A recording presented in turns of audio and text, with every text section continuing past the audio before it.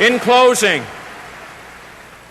let me say a few words to all those that I have met and to all those who have supported me at this convention and across the country.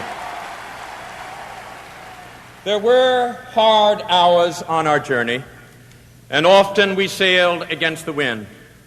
But always we kept our rudder true, and there were so many of you who stayed the course and shared our hope. You gave your help, but even more, you gave your hearts. And because of you, this has been a happy campaign.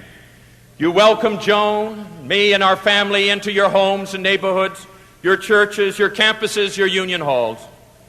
And when I think back of all the miles and all the months and all the memories, I think of you.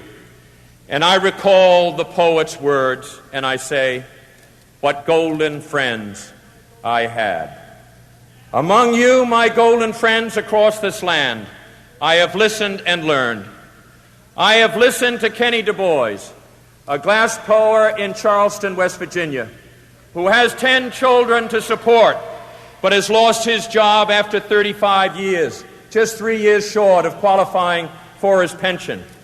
I have listened to the Tractor family who farm in Iowa and who wonder whether they can pass the good life and the good earth on to their children.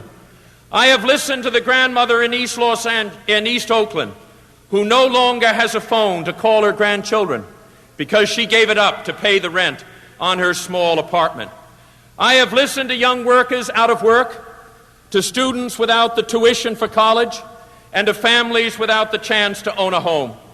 I have seen the closed factories and the stalled assembly lines of Anderson, Indiana, and Southgate, California. And I have seen too many, far too many, idle men and women desperate to work. I have seen too many, far too many, working families desperate to protect the value of their wages from the ravages of inflation. Yet I have also sensed a yearning for new hope among the people in every state where I have been. And I have felt it in their handshakes, I saw it in their faces, and I shall never forget the mothers who carry children to our rallies. I shall always remember the elderly who have lived in an America of high purpose and who believe that it can all happen again.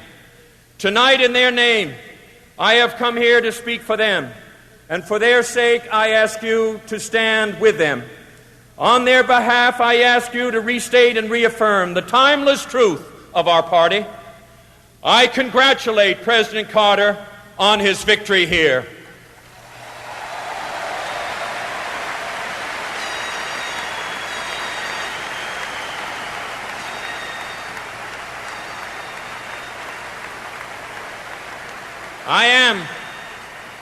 I am confident that the Democratic Party will reunite on the basis of democratic principles and that together we will march towards a Democratic victory in 1980.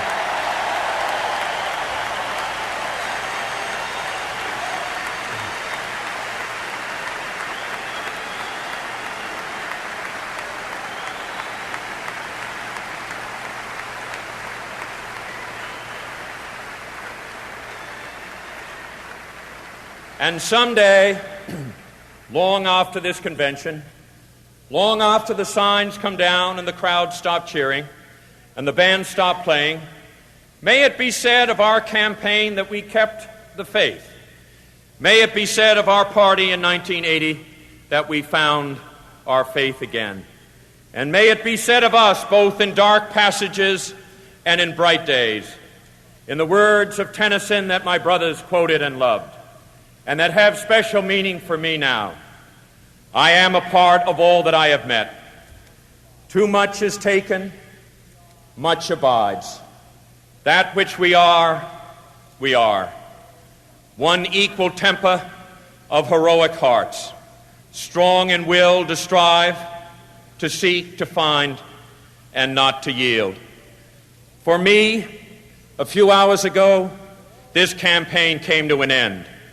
For all those whose cares have been our concern, the work goes on, the cause endures, the hope still lives, and the dream shall never die.